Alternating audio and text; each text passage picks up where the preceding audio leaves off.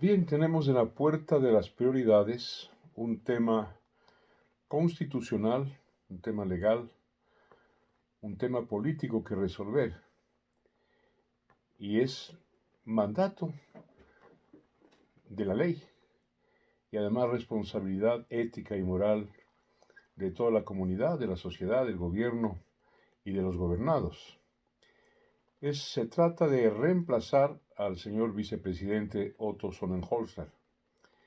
Como sabemos, el presidente de la República, en cumplimiento de estas normas, la Carta Fundamental del Estado, la Ley Orgánica de Administración Pública, la Ley Orgánica del Poder Legislativo, las leyes, ¿no es cierto?, que regulan el quehacer electoral. Son 4 cuerpos de leyes cuyas normas coinciden en la siguiente síntesis. Pero hay una premisa que es obligatorio de entregar a ustedes a manera de recorderis, impostergable. Sobre la señorita ministra de Gobierno pesa la responsabilidad de los problemas creados en los hospitales de frente a la pandemia, a los insumos y equipos médicos comprados con sobreprecios, a las fundas inclusive de cadáveres para inhumarlos, que era su último derecho. Ha habido un escándalo mayúsculo, porque los hospitales del país, los hospitales evidentemente del sector público, dejaron de ser administrados por personal técnico especializado, médicos, administradores, y pasaron a la dirección y a la tergiversación de grupúsculos corruptos en la Asamblea Legislativa.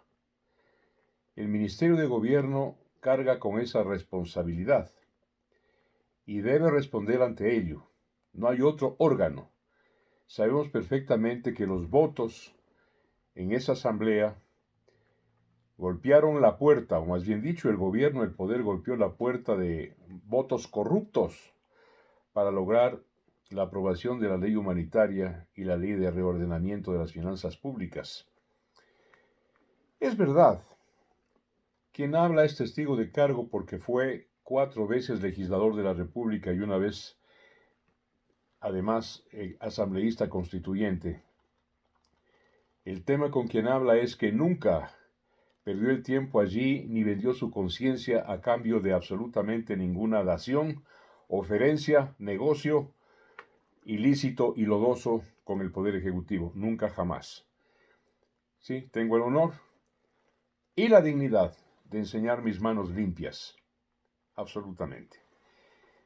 Pero fui testigo de cómo se vendían conciencias, cómo desde el Ministerio de la Política, el Ministerio de Gobierno, que es el gran responsable de estas gestiones, se compraban voluntades allí.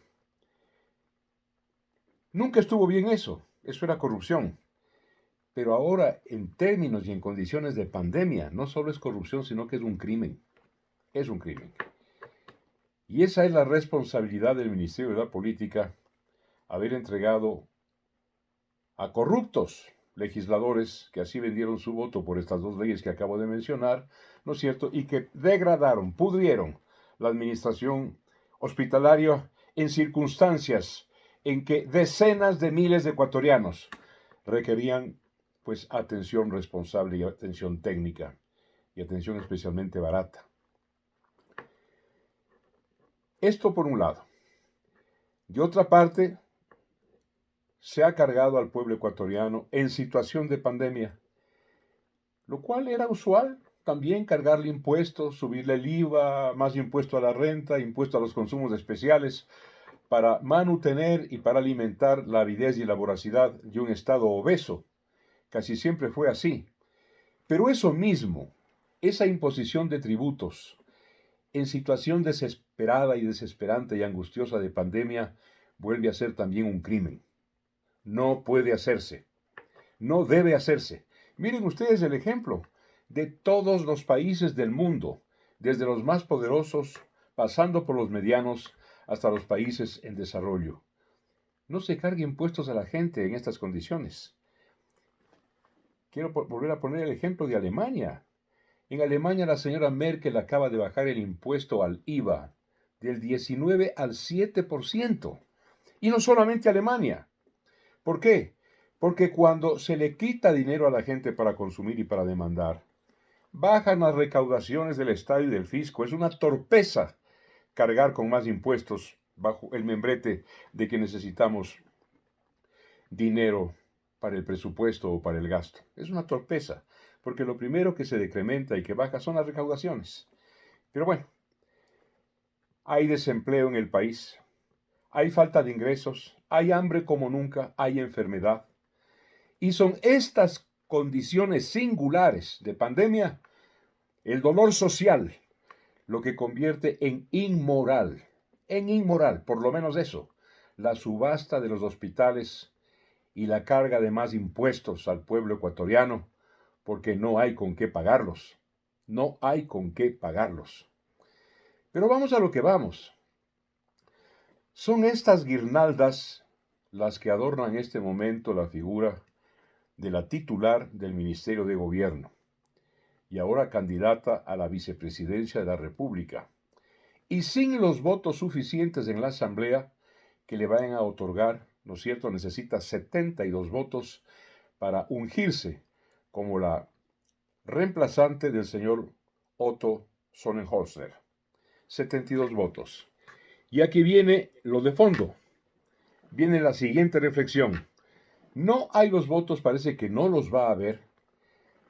La propia agrupación de gobierno aduce de que no le consultaron la terna y por tanto votarán en contra. El grupo social cristiano ya ha definido, el grupo correísta también, los demás grupos, los representantes indígenas. No hay los votos para elegir, verosímilmente, a la señorita ministra de Gobierno como vicepresidenta de la República. Pero tampoco los hay. Y aquí me remito al estudio que acabo de hacer de la Constitución, de la Ley Orgánica de Administración Pública, de la Ley Electoral, de la Ley Orgánica de la Legislatura. Tampoco hay los votos para rechazar la terna. Se necesita, pues, igual cantidad de sufragios, de voluntades, para que la terna sea rechazada y que el presidente de la República envíe una nueva. ¿Qué significa esto? Que el gobierno y los intereses oficiales ya están jugando a esta hora con que la terna o la elección, verosímilmente de la primera de la terna, pase por el Ministerio de la Ley. ¿Cómo?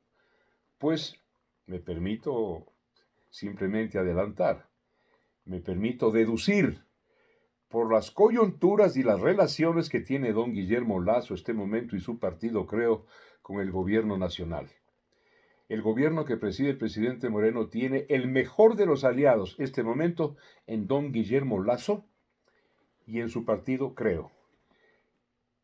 Me parece que este partido, sus diputados, sus asambleístas, tienen el número suficiente para que esto se diluya, se dilate, y la elección entre de la primera de la terna, seguramente, entre por el Ministerio de la Ley.